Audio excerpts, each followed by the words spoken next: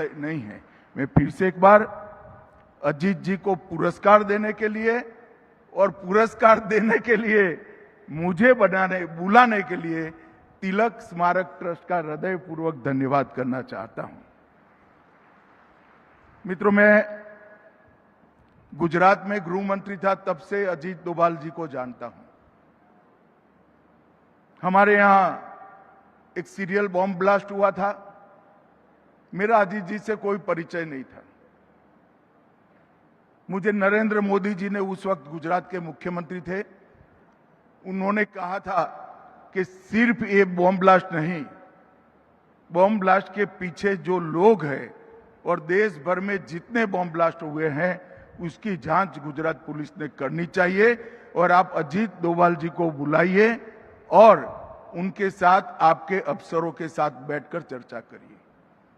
मुझे याद है मेरे घर पर अजीत जी आए थे, दोपहर का वक्त था और उन्होंने जो टिप्स दी थी इसका परिणाम ये था कि न केवल अहमदाबाद बॉम्ब ब्लास्ट, देश भर के 13 बॉम्ब ब्लास्ट एक साथ गुजरात पुलिस ने रिजॉल्व किए थे। ये बहुत बड़ी उपलब्धि। जब मोदी जी 2014 में प्रधानमंत्री बने, उन्होंने सबसे पहला अपॉइंटमेंट प्रधानमंत्री के नाते किया था तो प्रिंसिपल सेक्रेटरी का नहीं किया था, अजीत डोभाल जी के एनएसए के रूप में चयन करने का काम किया।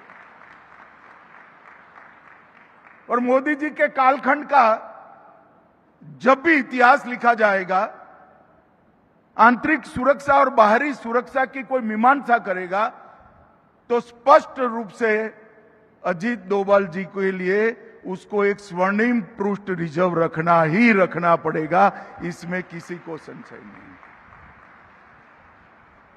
मोदी जी गुजरात में थे तब से चर्चा करते थे कि इस देश की विदेश नीति में रीढ़ की हड्डी का अभाव दिखाई पड़ता है।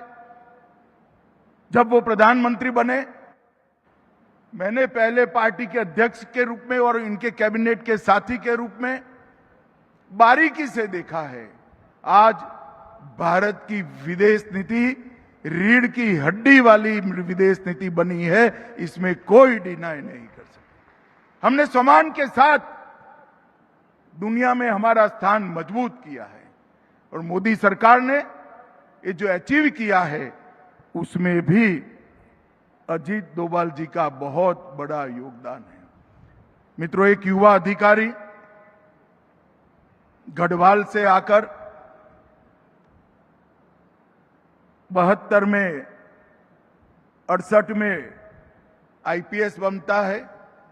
शुरुआती करियर में ही केरल की इनकी कैडर छोड़कर आईबी के डेप्यूटेशन पर आना और फिर 72 से लेकर जब डीआईबी बने तब तक सतत आईबी के ऑफिसर के रूप में हर चुनौती जो देश के सामने आई उसके लिए इनको ही डीआईबी जो उस वक्त के थे उन्होंने नियुक्त किया। पूर्वोत्तर, सिक्किम, जम्मू कश्मीर, पंजाब, पाकिस्तान में रहकर कई जगह पे इन्होंने एक अद्भुत योगदान देने का काम किया है, जिसका चित्रांकन और जिसका मूल्यांकन संभव ही नहीं। क्योंकि आईबी के जो अफसर करते हैं, जो उनकी ड्यूटी निभाते हैं, वो कभी पूर्ण रूप से घोषित नहीं होती।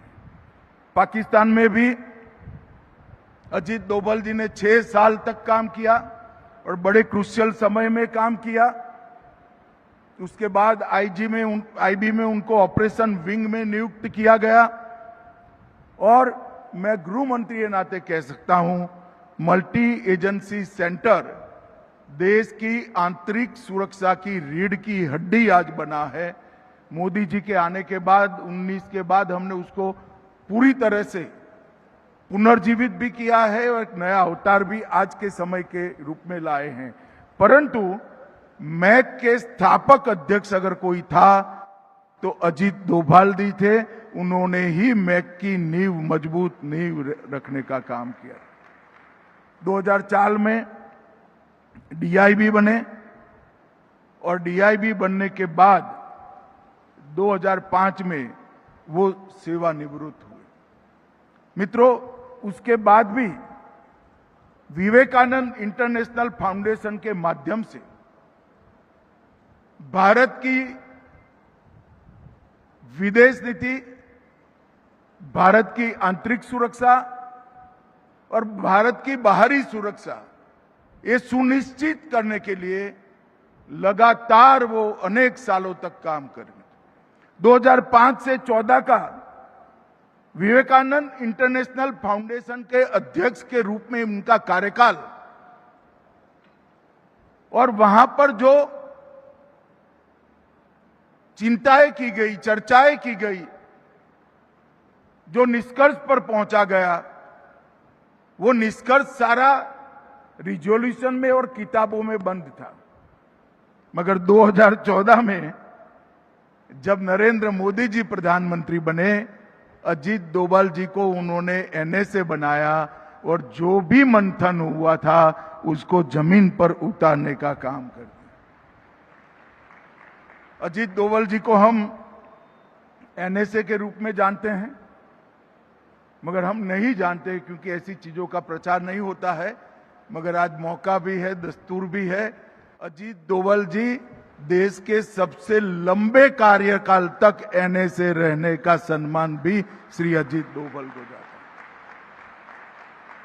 और उन्होंने अनेक दृष्टि से भारत की सेना को आधुनिक बनाना, समसामयिक परिवर्तन करना, सेना के अंदर टेक्नोलॉजी और वीरता दोनों का एक अद्भुत फाइन ट्यूनिंग करना, कई प्रकार के बड़े फैसले अजीत जी के कार्यकाल में नरेंद्र मोदी जी ने लिए हैं।